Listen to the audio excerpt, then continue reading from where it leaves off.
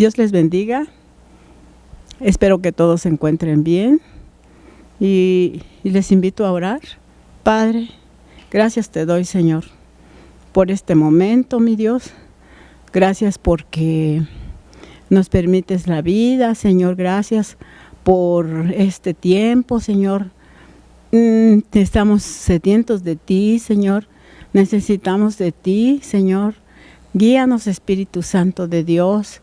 Enséñanos, mi Señor, porque necesitamos aprender más cada día de ti, Señor.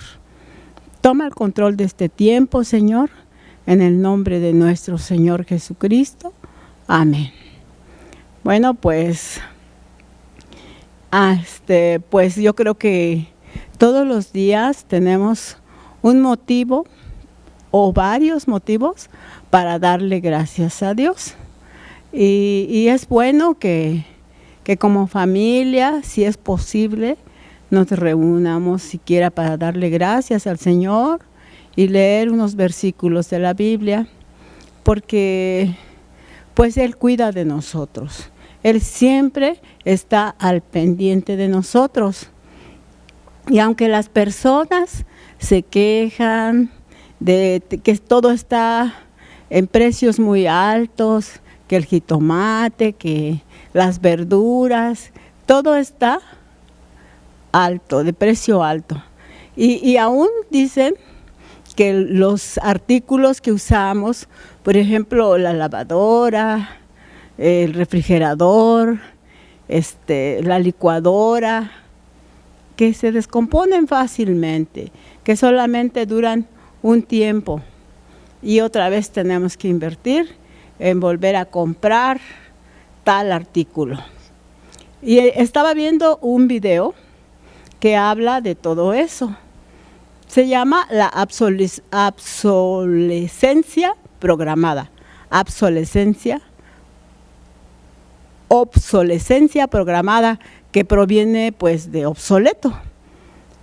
Cuenta este video que pues antes, en tiempo pasado, las cosas tenían pues larga vida o largo tiempo de servicio.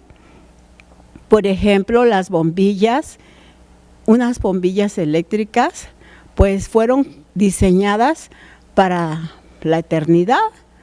Imagínate vivir toda la vida sin comprar focos, pues tampoco no está bien porque pues la economía se vendría abajo, ¿verdad? Y bueno, entonces también las medias de nylon. Las medias de nylon dice que tenían una vida de una durabilidad de 30 años. Imagínate, las podía usar la persona que las compraba, la mujer, también las podía usar su hija y hasta su nieta. Y pues bueno, sí me asombro porque pues en la actualidad las medias de nylon pues son realmente muy frágiles. Con cualquier rozoncito, con algo, ya se te va el hilo, se va y ya no sirven, duran muy poquito, ¿no? Y bueno, pues entonces al ver todo esto, los fabricantes hicieron un tiempo determinado para que las cosas duraran.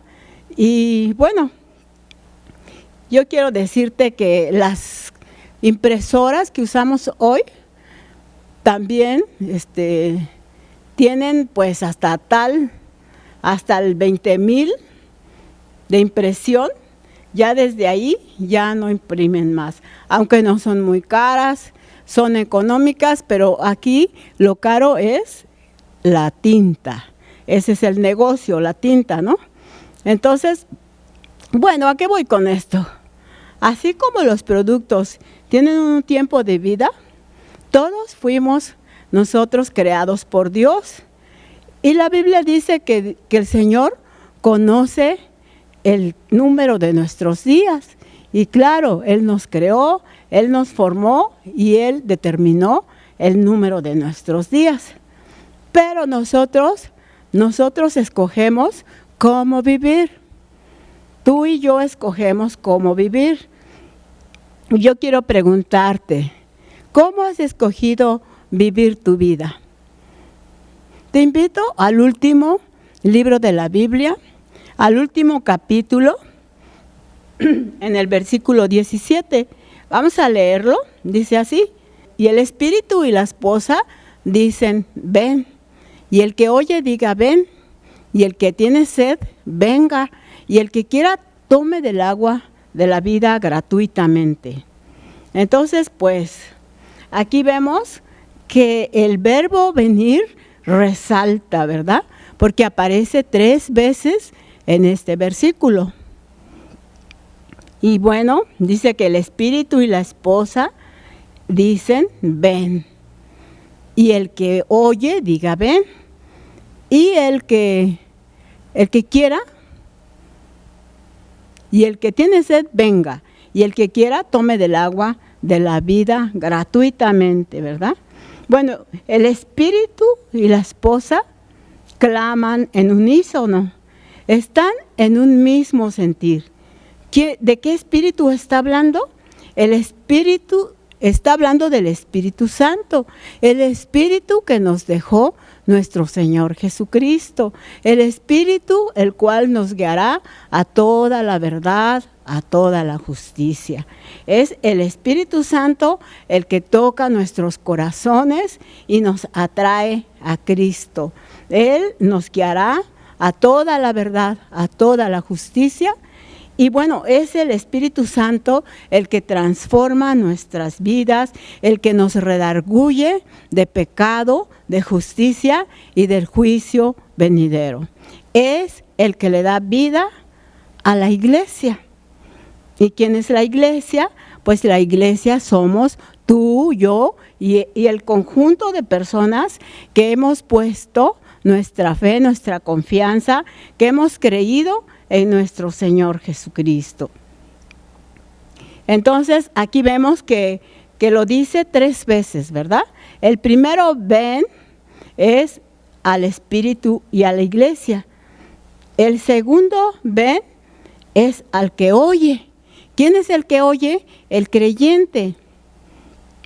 Y el tercero es al que tiene sed y el que quiera.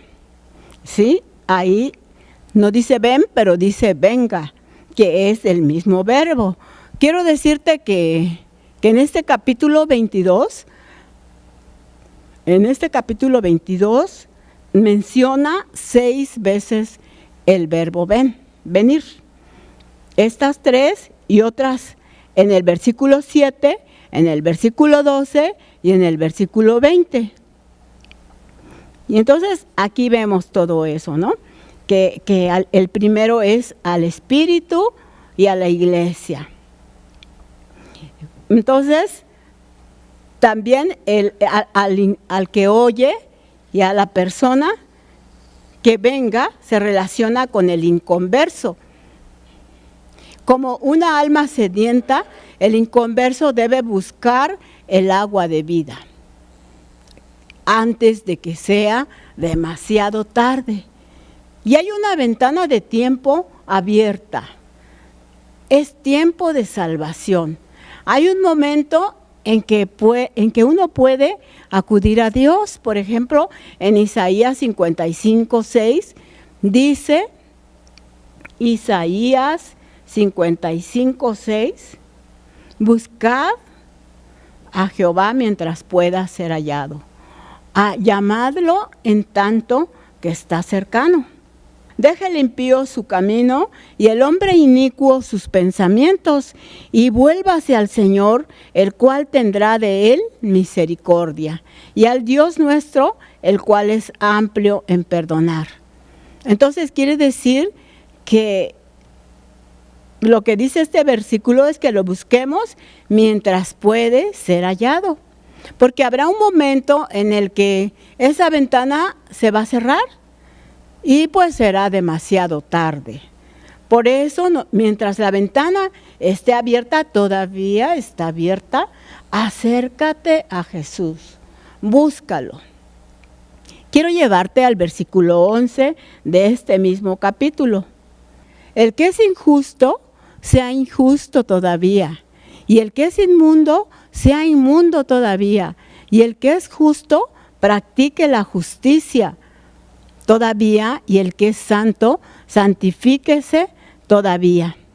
O sea, quiere decir que seas más justo, más santo, ¿verdad? Pero este verso dice claramente que las personas tomamos nuestras propias decisiones y pues lógicamente llevaremos las consecuencias de nuestras decisiones, sean buenas o sean malas, ¿verdad? Según lo que hayamos decidido. Y muchas veces queremos echarle la culpa a Dios. Queremos decir a donde Dios nos mande. En una ocasión, pues en varias ocasiones, he platicado con personas que dicen que a donde Dios nos mande, que ellos no saben a dónde van a ir hasta que donde Dios nos mande, pero no es así, porque Dios nos dio un dominio propio, ¿verdad? Entonces, Dios es amor. Dios es amor y la Biblia enseña que el creyente da fruto. Y el fruto es una vida vivida para el Señor, donde la savia del Espíritu Santo infunde vida. Y nosotros entonces somos instrumentos en las manos de Dios. Entonces la vida del creyente debe de ser fructífera, ¿verdad? Debe de ser fructífera. Pero la Biblia enseña que nuestras obras serán también juzgadas. Y nos habla en este momento, pregunto a la novia de Jesús, ¿qué buscas? ¿Tú le sirves a Dios? ¿Qué buscas? ¿Buscas el reconocimiento de Dios o buscas el reconocimiento de los hombres? Porque Dios ve las intenciones de nuestro corazón. Dios sabe perfectamente cuáles son nuestras intenciones. Entonces, volvamos que el Espíritu es el Espíritu Santo, la esposa es la iglesia, el oyente es el creyente y el sediento es el incrédulo. El Espíritu Santo y la esposa expresa su anhelo por el retorno de Cristo, su esposo. ¿Cómo está una novia esperando la llegada de su novio? Pues anhelante, ¿verdad? Pero el Espíritu Santo va a ser quitado de su función, de dar salvación, y pues entonces se cierra la oportunidad de salvación y la iglesia va a ser quitada y bueno, la era del Espíritu Santo va a terminar. La era de gracia, porque estamos en el tiempo de la gracia. Porque sin el Espíritu Santo, pues no habría iglesia, ¿verdad? Entonces, el oyente son los creyentes. El cristiano debe de llamar a otros a que vengan. Este es un mandato de nuestro Señor Jesucristo. Ahí en Mateo 28, del 19 al 20, lo dijo. O sea, no es de que quieramos, es de que es un mandato, ¿verdad? Y si tú ya tienes el nuevo nacimiento, tú tienes que compartir todo esto con las personas que nos rodean, empezando con nuestra familia. Por tanto, id y haced discípulos a todas las naciones, bautizándolas en el nombre del Padre, del Hijo y del Espíritu Santo. Entonces, esos son el mandato para el oyente, para el cristiano. Y para el sediento es el inconverso que pues que tiene un alma sedienta y tiene la necesidad de la vida eterna. Este capítulo le está invitando a Jesús a que venga, pero también es una llamada, es una invitación hermosa a todas las personas, de todas las generaciones, ricos, pobres, grandes, chicos. Es una invitación. Qué amor de Dios, que de principio a fin, que hasta en el último capítulo del manual que Él nos dejó, nos está invitando, nos sigue invitando a que vengamos a Él. Por eso dice, el que tiene sed, es una invitación a acudir a Cristo. Es una invitación que apela al albedrío del individuo, ¿sí? Entonces, tú tienes el dominio propio de decidir si vienes o no vienes. Entonces, la Biblia nos habla de la historia de amor. Es una historia de amor, la historia más grande de todos los tiempos. Desde principio a fin, la Biblia es un romance divino. Comienza con una boda y termina con una boda. La boda más maravillosa de todas. La boda del Hijo de Dios, Jesucristo, y su novia. La iglesia es su novia. Tú y yo somos parte de su novia. Sabemos que es el conjunto de personas que ha entregado su vida a Jesús. Esa es la iglesia, ya nos lo han dicho el domingo, nos los dijeron lo que es la iglesia. Es el conjunto de personas que han sido redimidos por la sangre del Cordero, que esperamos en Él y creemos en Él. Entonces Dios escogió el lenguaje figurado de una novia para sí mismo, ¿sí? Entonces fíjate, las bodas son muy hermosas.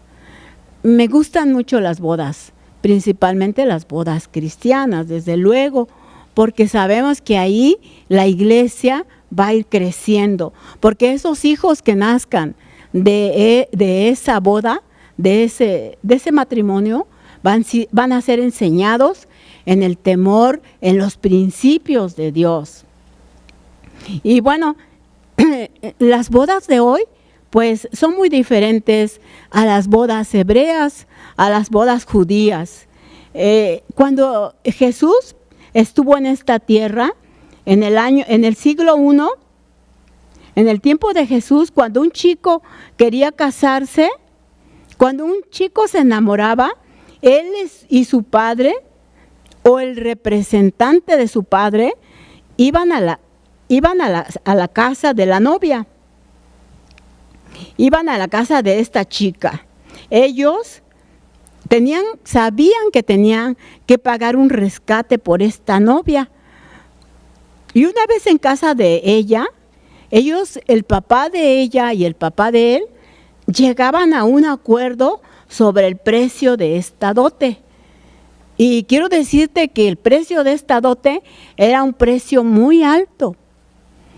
Se puede decir que era el precio de una casa. Entonces, una vez que el precio de la novia quedaba establecido, el padre del novio servía una copa de vino y se la daba a su hijo, quien a su vez se la ofrecía a su novia.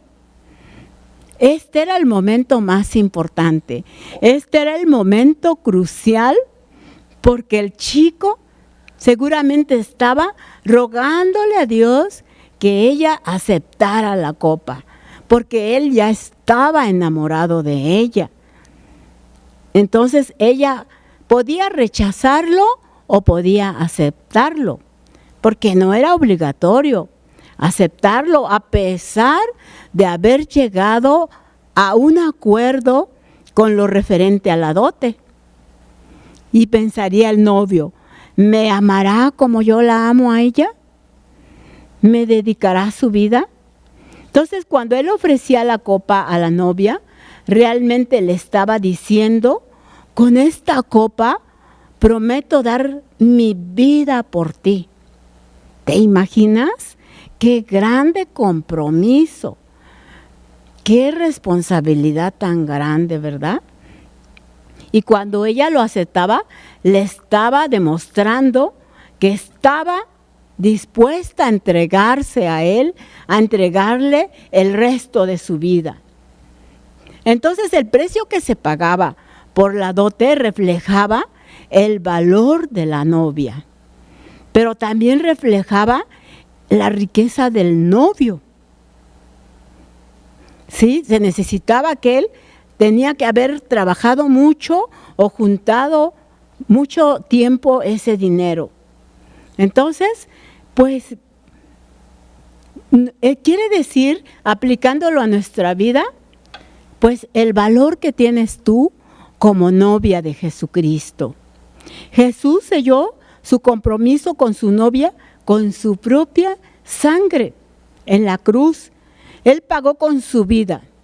Imagínate, le salió carísima la novia. Así de valiosos somos para Él. Y allí en Lucas 22:20, después de la última cena con sus discípulos, Jesús tomó la copa y dijo, esta es la copa, en la segunda parte, esta es la copa del nuevo pacto con mi sangre que es derramada por ustedes. Él realmente estaba diciendo, iglesia, te amo. Iglesia, estoy dispuesto a dar mi vida por ti.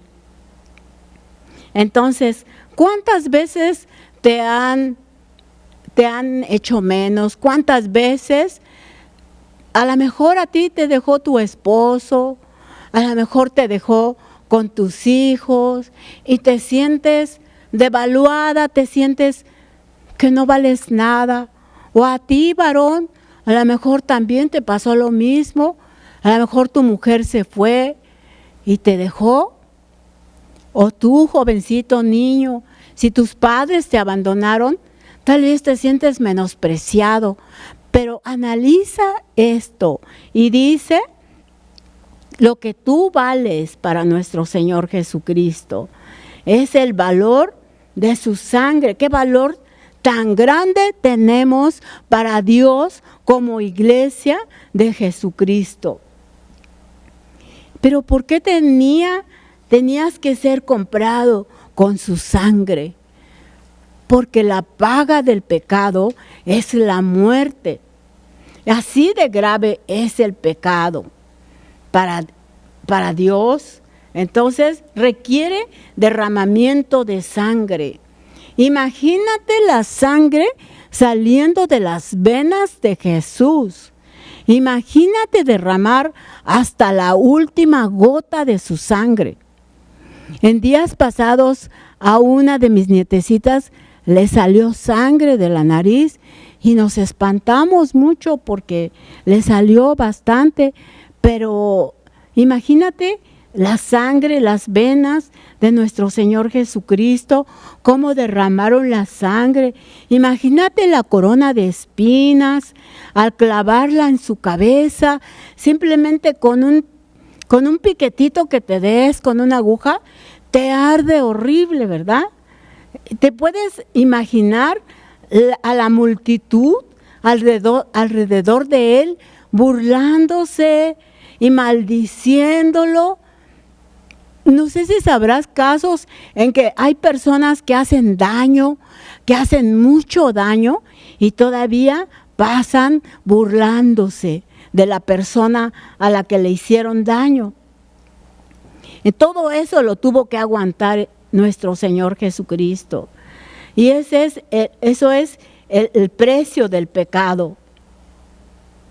Entonces, nosotros tenemos que mirar a la cruz para que recordemos y analicemos todo lo que Él dio por nosotros. Entonces, ¿qué novio más increíble es Jesús? ¿Verdad? ¡Qué novio tan maravilloso! Y bueno, volviendo a lo que te estaba diciendo, una de las cosas que el novio y la novia conversaban después del final del compromiso era el regreso del novio a recogerla a ella. El novio prometía regresar por su novia después de haber preparado un lugar para que ellos vivieran. También en varios lugares yo me he dado cuenta que en tiempos pasados pedían a una novia y la iban y la depositaban en la casa de los padres, se quedaba allí y ya después iban por ella. Entonces, él tenía que regresar a la tierra de su familia, a la tierra que su padre le daba. Entonces el novio dejaba a su novia y hacía esto. Iba a preparar el lugar. Él comenzaría a construir su vivienda en la propiedad que su padre le iba a dejar de herencia. Y quiero que leamos Juan 14:2. En la casa de mi padre muchas moradas hay. Si así no fuera, yo les hubiera dicho, voy pues a preparar lugar para vosotros. Qué hermoso, ¿verdad? Una vez construida su casa, su padre supervisaba la construcción a ver si ya estaba bien terminada y el mismo padre le decía a su hijo cuando era el momento de regresar por su novia, cuando ya era el momento de ir a traer a su novia. Y como la novia no sabía la fecha, pues ella tenía que estar lista, tenía que estar vigilando, esperando el regreso de su amado. Así tenemos que estar tú y yo, listos, siempre listos, esperando la llegada de nuestro amado Salvador. En Mateo 24:36, pero del día y la hora nadie sabe, ni aun los ángeles de los cielos, sino solo mi Padre. Entonces, una de las bodas más románticas de las Escrituras es la de Ruth y Boaz. No sé si alguna vez has leído el libro de Ruth, te recomiendo que lo hagas. Él era un hombre rico e influyente, era un príncipe de la casa de Judá. Y pues Ruth, en muchas maneras, pues no era muy deseable porque ella era pobre, porque ella era pagana, aún era forastera y pues lo peor de todo es que era de Moab. Y en Moab hacían unas prácticas abominables a Dios. En Deuteronomio 18 nos habla de esas prácticas. Entonces eran abominación a Dios todo lo que hacían en Moab. Ofrecían a sus hijos, a sus ídolos y a las doncellas. Entonces, pues todo eso, ningún judío respetable deseaba tener su raza impura. Pues no querría manchar su genealogía con una esposa moabita. Pero todo eso también pensaban en sus hijos, en que su sangre se iba a contaminar con otra sangre. Pero Boaz lo hizo.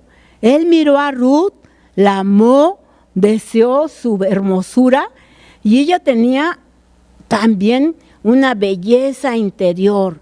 Esa belleza interior solo nos las da a todos los que hemos recibido la salvación de Dios. Boaz le dijo a Ruth, todo mi pueblo, en Ruth 3:11, todo mi pueblo sabe que tú eres una mujer virtuosa.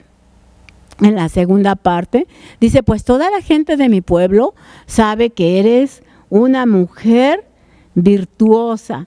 Qué importante es el testimonio que demos nosotros a las personas que nos rodean, ¿verdad? Qué importante. Ella vivió aproximadamente 10 años con esta familia judía. Su esposo era judío, su suegra. Yo estoy segura que ellos le dieron buen testimonio.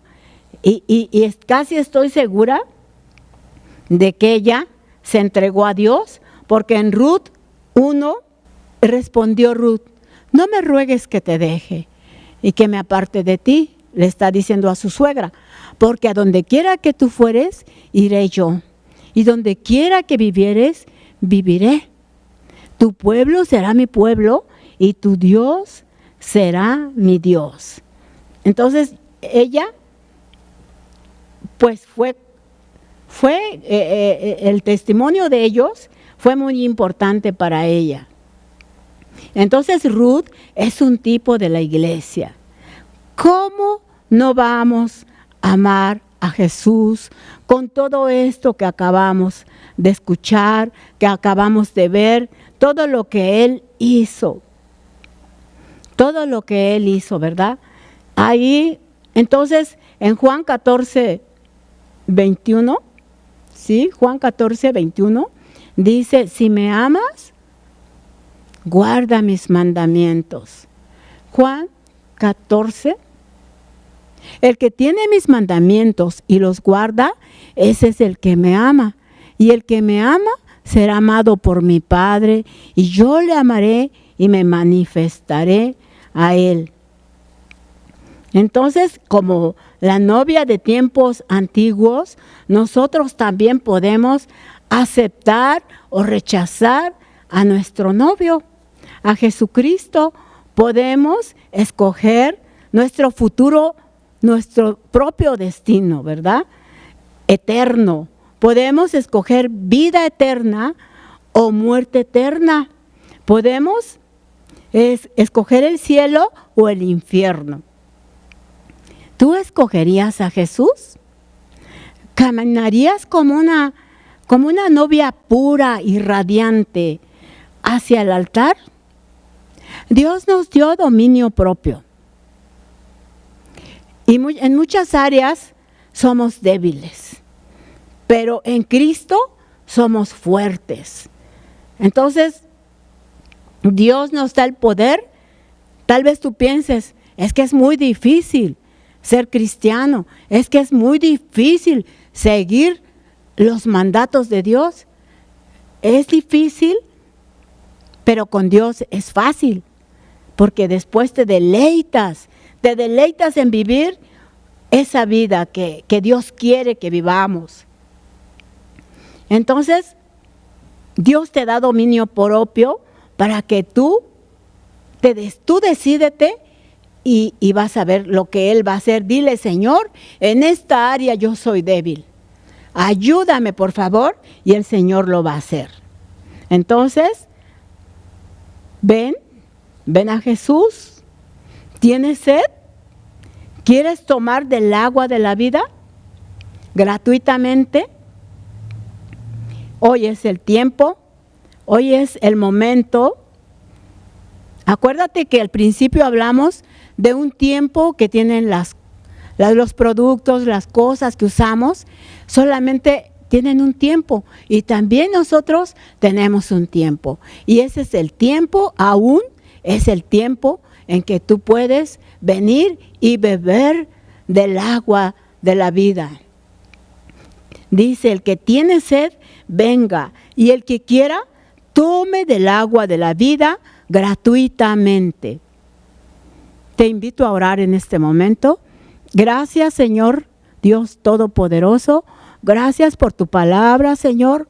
Gracias por todo lo que haces, porque nos has guardado, porque nos has cuidado y porque aún estás con tus brazos extendidos, Señor, esperando que vengan todas las personas que tengan sed, que tengan hambre, Señor, porque tú sacias nuestra sed.